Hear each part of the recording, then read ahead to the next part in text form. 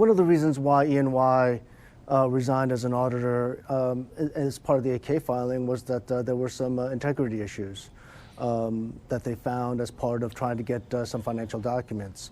Paul, I haven't seen the word integrity issues in an 8K filing or an auditor resignation since back in the Enron days. I'm not saying that this is an Enron, but this is something that you don't typically find in a filing. So, I have called for, you may need an overhaul of the board or greater independence and possibly change of the CFO, because this is not the first rodeo of having delayed filings. Do you feel like the stock move is justified, or does it have more to go? I mean, I'm taking a look at the move in the last couple of days, and it's tremendous, but if you look at a one-year chart, this move is a pittance.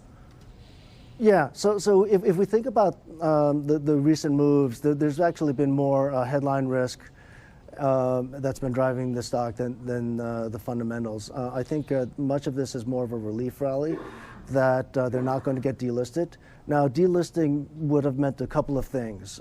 First of all, they get delisted, and it is going to start some forced selling.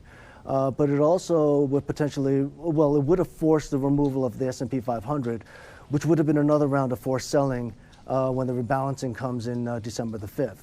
So that eliminates that risk for Supermicro, so there is some relief there. But they're still not out of the woods. Where does this company fit into kind of your part of the tech stack, Wooj, in terms of being a supplier of, hardware and components and things like that? Because, I mean, it's got $25 billion of, I guess, revenue. I'm just looking at the FA function forecasted for June 25. I mean, it's a big company. Yeah, look, it's all about AI. I'm in Atlanta today for an AI conference, and quite frankly, Supermicro is going to take a prominent role at this conference to get customers. The question I have is, how reliable are those estimates? Keep in mind, there's been several coverage suspensions, and I don't know how up-to-date those estimates are. Who are the customers for Supermicro? Yeah, so we do know that there are a couple of large, there's one large cloud customer, which we suspect is Meta, but it's tier two cloud customers, company that may be filing for an IPO called CoreWeave, and also Tesla's XAI.